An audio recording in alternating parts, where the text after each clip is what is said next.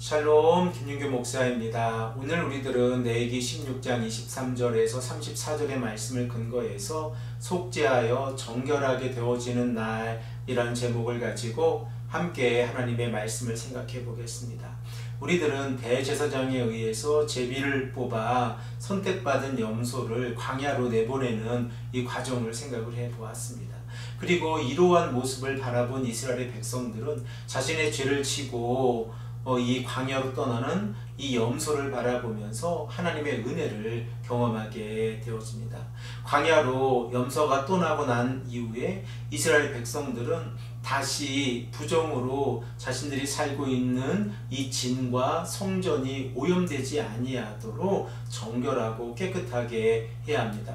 그러므로 속죄일에 참여한 모든 자들은 자신의 옷을 빨고 몸을 깨끗이 씻어 다시 이 속죄제의 모습이 완성되기까지 진행을 해야 합니다.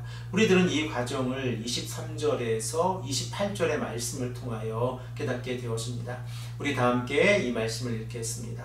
아론은 회막에 들어가서 지성소에 들어갈 때 입었던 세마포 옷을 벗어 거기에 두고 거룩한 곳에서 물로 그의 몸을 씻고 자기 옷을 입고 나와서 자기의 번제와 백성의 번제를 드려 자기와 백성을 위하여 속죄하고 속죄제물의 기름을 제단에 불사를 것이요 염소를 아사셀에게 보낸 자는 그의 옷을 빨고 물로 그의 몸을 씻은 후에 진영에 들어갈 것이며 속죄제 숫송아지와 속죄제 염소의 피를 성소로 들여다가 속죄하였은즉 그 가죽과 고기와 똥을 밖으로 내다가 불사를 것이요 불사른 자는 그의 옷을 빨고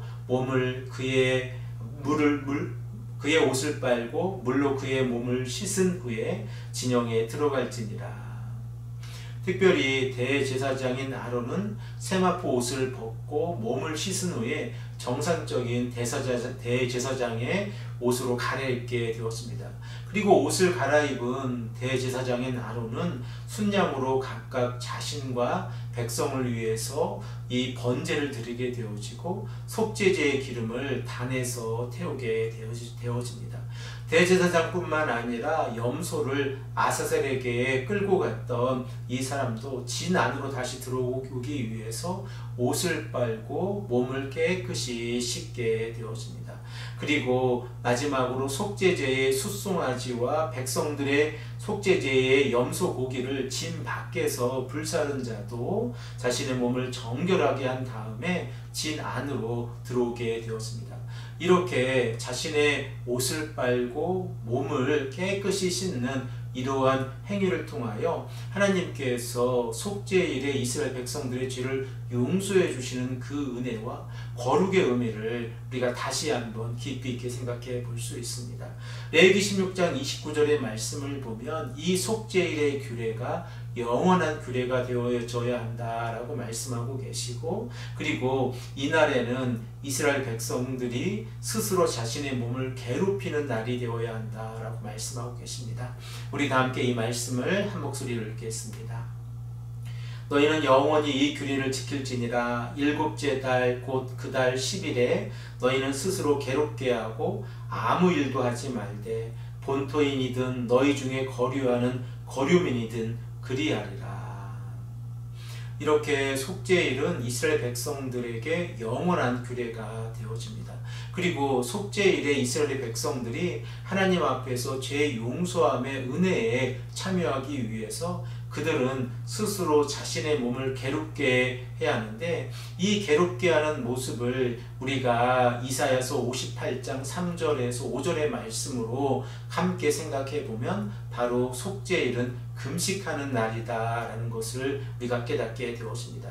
그리고 이 속죄일은 매년 유대인의 달력으로 일곱째 달 10일에 지키게 되어지는데, 이 달력을 로마의 달력으로 환산해서 생각을 해보면 대략적으로 10월 초순 정도에 해당이 되었습니다. 그러면 하나님께서 속죄일을 통하여 이스라엘 백성들에게 죄 용서함을 허락해 주셨다고 하면 그 은혜가 얼마나 큽니까? 우리 다 함께 본문 30절의 말씀을 읽겠습니다.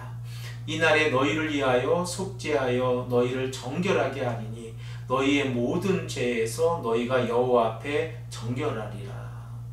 하나님께서 이스라엘 백성들이 여러 가지 죄를 지었지만 이 속죄를 통하여 그들의 죄를 용서해 주신다고 하면 우리들은 하나님의 자비하심과 긍휼하심을 깨닫게 되었습니다. 그리고 이스라엘 백성들의 입장에서 보면 이 날은 바로 하나님의 은혜에 참여하는 날입니다.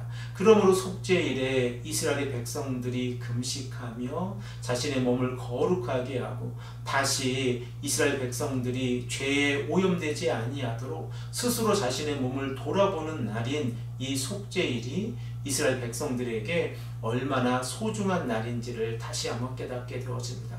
그래서 31절의 말씀을 보면 하나님께서는 속죄일이 안식일 중에 안식일이다 라고 말씀을 하고 계십니다.